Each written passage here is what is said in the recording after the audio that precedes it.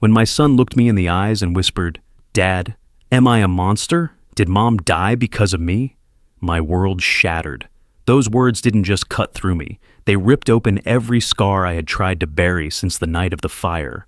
That was the moment I realized the cruelest wounds don't come from flames. They come from the voices that make the innocent believe they should never have survived. My name is Liam Brooks, and this is the story of how one boy's scars uncovered a truth that changed everything. The morning air carried the crisp bite of early fall as we stepped onto the cracked sidewalk leading toward the school gates. Noah walked close beside me, his small hand gripping mine, the other tugging at the sleeve of his sweater to keep it pulled down. His silence weighed heavier than his backpack. I leaned down and murmured that things would be different here, that this was a fresh start, but even as I spoke, I caught the sideways glances from children streaming past us. Curious eyes lingered too long. Whispers floated just loud enough for me to hear, and my stomach tightened into knots. Inside, the hallways echoed with the clatter of lockers and hurried footsteps. Noah kept his gaze fixed on the ground, shrinking into himself with every step. I placed a reassuring hand on his shoulder, though I felt powerless. His seat in the classroom was near the window, and as he slid into the chair, the chatter around him dipped into an uneasy hush. He tried to make himself invisible, folding his arms across his chest, but the silence only deepened the spotlight he wanted so badly to escape. Then it happened. Subtle, but sharp. A cluster of kids stepped back as he passed their desks, like a ripple breaking across still water. My eyes tracked their movement until I caught sight of a boy leaning against the far wall. His smirk was small but deliberate, and his gaze cut straight through me. Brandon Turner. The way he looked at Noah wasn't curiosity. It was the kind of look that warned of storms brewing long before the first crack of thunder. What was supposed to be the first step toward healing suddenly felt like walking into a trap. And in that moment, I knew the scars my son carried were not just his own. They were mine too. Carved into both our lives in ways we hadn't yet begun to understand. The first week dragged on, like a slow bruise spreading across the skin. Noah tried to blend in, sitting quietly at lunch with his tray untouched, but kids shifted away from him, chairs scraping across the floor as if proximity to him carried some unspoken risk. Their silence was worse than open cruelty, until one boy decided to set the tone. Brandon Turner, taller and louder than the rest, leaned over his group of friends, muttering something that drew out mean-spirited snickers. He walked past Noah's desk and flicked a crumpled note onto it. I opened it later. When Noah wasn't watching, one word was scrawled in thick, jagged letters: freak. That evening, I found a shirt stuffed deep into his backpack, a sleeve torn. He tried to brush me off, saying it was nothing, but the tightness in his voice gave him away. I pressed gently, and he finally broke, tears streaking his face as he whispered, "Is it true? Did Mom die because of me?" My heart stopped. Every wall I had built inside myself collapsed under the weight of that question. It wasn't just teasing anymore. It was an assault aimed directly at the rawest wound we carried. And in that moment, I understood. This wasn't ordinary bullying. It was a weapon cutting straight into the heart of our loss. I marched into the school the next morning, determined to find someone who would take this seriously. Mrs. Miller. Noah's teacher shifted uncomfortably behind her desk. "I'll talk to Brandon," she said softly, as though a stern word could undo the damage already done. Her sympathy was real, but her eyes betrayed helplessness. So, I went higher.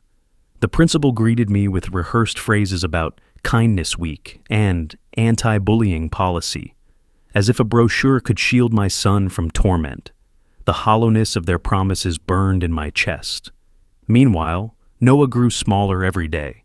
He woke up crying from nightmares, refusing to put on his shoes, clinging to me with a desperation I hadn't seen since the fire. Rage welled in me, not only at the children who tormented him, but at the adults who hid behind paperwork and slogans. Then, in the parking lot one afternoon, I overheard two parents talking. Brandon's mother had left years ago. His father, once respected, was now out of work and drinking too much. The pieces clicked together. This boy who hurt my son was himself broken by the wreckage of his home. Yet knowing that didn't soften the ache. It only sharpened my resolve. If the school couldn't protect Noah, I would. I would face Brandon's family myself. It was a Saturday afternoon when I finally decided I couldn't wait any longer. I drove across town to the address I'd found in the school directory, my hands gripping the steering wheel tighter with every turn. The Turner house stood at the end of a worn street, its paint peeling, grass stretching tall and wild across the yard. An old pickup leaned tiredly in the driveway, as though it hadn't moved in weeks. My chest pounded as I climbed the porch steps and knocked. The door creaked open, and there he was, Mark Turner. His hair was streaked with gray, eyes hollow with exhaustion, the faint smell of alcohol clinging to him like a shadow.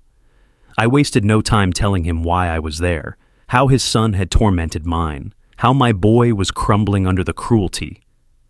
Mark leaned against the doorframe, listening, though his gaze seemed distant, and then his eyes dropped, locking on Noah's scarred arm where the sleeve had slipped back. For a moment, the world went still. His face drained of color, and his hand trembled as he whispered, almost to himself, "I know those scars." I froze. Confusion and unease tangled in my gut. Before I could speak, he stepped aside, his voice low and unsteady. "You'd better come in. There's something you need to hear about that night." Inside, the house felt empty despite the furniture. A few family photos lined the mantel. But in every recent one, Brandon stood beside his father, alone. The kitchen table bore the clutter of unopened mail and half-drained bottles, a portrait of a man surviving, not living. Mark sank into a chair, burying his scarred hands against his face before looking up at me. His voice cracked. "I was a firefighter. The night of the fire, I was the one who carried your son out." The floor dropped from under me. The man I had come here to accuse was the very man who had once saved my child. My throat closed, but he went on, each word heavy. "When the ceiling collapsed, I was hit. Your wife, she was already unconscious. I had seconds, and I could only take one. I chose the boy who was still breathing." He pulled back his sleeves, revealing angry burns etched across his arms, living proof of that night. My mind spun as he continued. "I lost my career. My wife walked out. Brandon's grown up resenting me, and I've drowned myself in guilt and whiskey. 9 years. Liam, 9 years I've carried this." I sat frozen, torn apart. Fury burned for the wife I lost. Gratitude ached for the child I still held, and disbelief consumed me as I realized the bully who tormented Noah was the son of the man who once saved his life. The air inside that house turned heavy the moment his confession ended. My chest burned, words spilling out like fire I couldn't hold back. "You saved my son? But I lost my wife. You call that the right choice?" My voice cracked, rising louder until it shook the walls. Mark's face twisted in anguish as tears broke free. "I never called it right. I never forgave myself. I lost everything that night.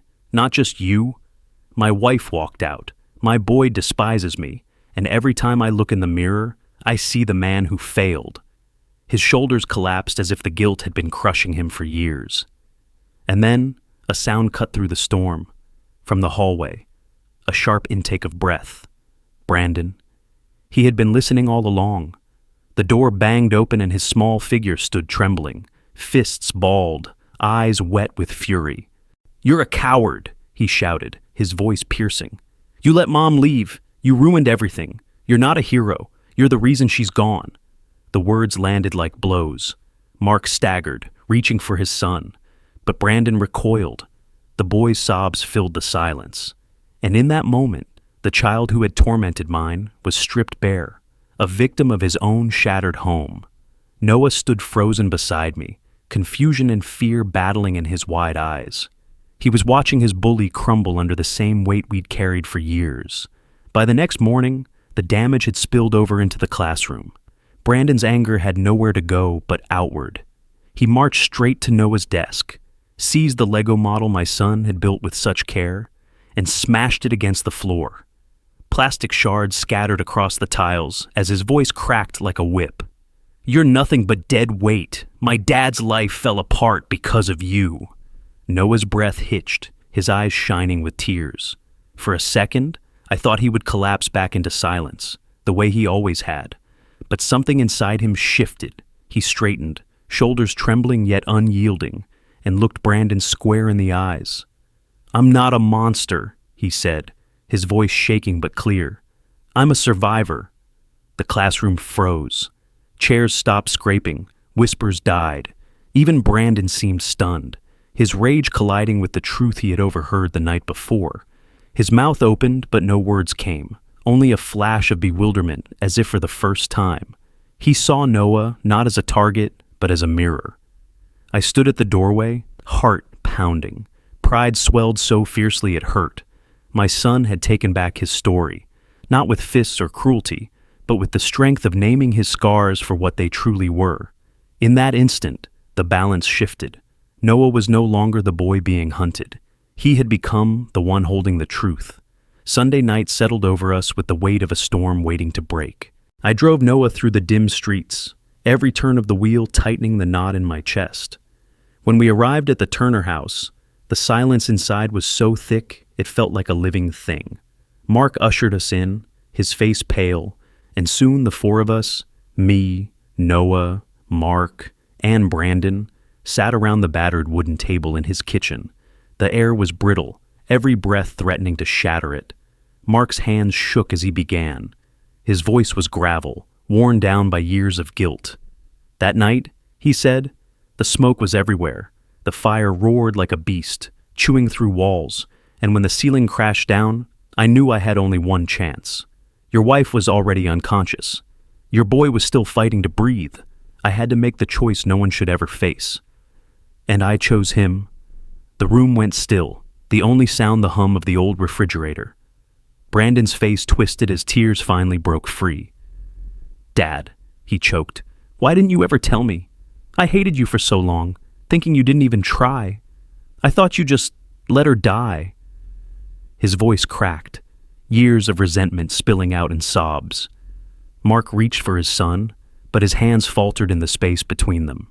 His eyes brimmed with grief.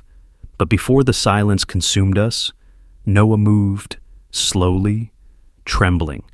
He pushed back his sleeve and revealed the scars etched across his arm. His voice was thin, yet steady, like a wire drawn tight. "I'm not a monster," he said. "These scars mean I survived. They mean you saved a life. And I forgive Brandon." The words hung in the air, fragile and raw. Brandon's sobs deepened, his small body shaking as if the weight of his cruelty had finally crushed him. Mark covered his face, shoulders heaving. I felt my own throat burn as tears slipped free, unbidden. For a long moment, none of us spoke. 4 lives bound together by the same fire, by loss, guilt, and scars. And in that silence, something shifted. The pain didn't vanish, but it bent, reshaped into something we could carry together. And then, as if a dam broke, the room filled with our weeping, 3 grown men and 1 broken boy, all crying for what was lost and what might still be saved. For the first time, our grief became not a wall, but a bridge. The following week dawned crisp and bright, but the weight of what had unfolded between our families still lingered in every breath I took. I worried about Noah as I walked him up to the school gates that Monday morning, my chest tight with both pride and fear. Would the other children keep circling him like vultures, whispering words that cut deeper than knives? Or would the events of that night begin to plant something new? I didn't have to wait long for my answer. As Noah stepped into the courtyard, a murmur rippled through the clusters of children already gathering, their heads turned, eyes darting to the pale scars visible on his arms. I braced myself for the sting of another cruel word. Instead, something unexpected happened. Brandon pushed through the crowd, his shoulders squared, his jaw set with a kind of resolve I hadn't seen before. He walked right up to Noah, placed himself between him and the whispers, and spread his arms like a shield. His voice rang out, steady and unflinching. "He's not a freak. He's not a monster. He's a survivor, braver than any of us here." The courtyard fell into silence. The usual snickers died in the throats of the children who had followed Brandon's lead for so long. Now, they stared at him as if they didn't recognize him. A few glanced at Noah differently, less with suspicion, more with dawning respect. Noah shifted, uncertain, and then for the first time in months, a true smile broke across his face. Not a guarded grin, not a fleeting twitch of the lips, but a smile that lit him from the inside. My chest ached as I watched it bloom. That same afternoon, across town, another quiet transformation was taking place. Mark Turner stood outside the local community center, clutching a bottle in his hand. He stared at it for a long while, his reflection warped in the brown glass, before taking a sharp breath and walking to the trash bin by the door. With one decisive motion, he dropped the bottle in, the clatter echoing louder than a gunshot. He wiped his palms on his jeans and stepped inside, past the paper sign that read, "Alcoholics Anonymous Meeting." Room 4. His stride was still uneven, his body still heavy with the years of guilt, but his eyes burned with something I hadn't seen before: resolve. That evening, he called me. I could hear the roughness in his voice, the exhaustion of a man trying to climb back from the edge. "I went to the meeting," he said. "I'm done running. I'm done drinking. My son needs a father, and so does yours." There was a long silence on the line. Then, without overthinking, I told him I was proud of him. The words surprised even me, but they felt right. Later that week, as the sun dipped behind the Rockies and painted the sky in shades of fire, Mark and I stood face to face outside the school after pickup.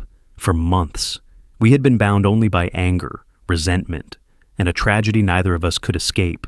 But as we looked at our sons, two boys who had been enemies and were now slowly, awkwardly learning to be friends, something shifted. I reached out my hand. Mark stared at it for a beat, then gripped it tight. The shake wasn't polite or forced. It was raw, steady, and full of understanding. It wasn't the handshake of two men at war. It was the handshake of two fathers who had both lost too much and refused to lose any more. Two men bound by grief, but now choosing, deliberately, to fight for life instead of letting pain define us. And in that moment, I knew. The seeds had been planted, seeds of courage, of friendship, of redemption. They were fragile, but they were real, and they were ours to protect. A year later, the school courtyard shimmered with bright banners and laughter as families gathered for the annual festival.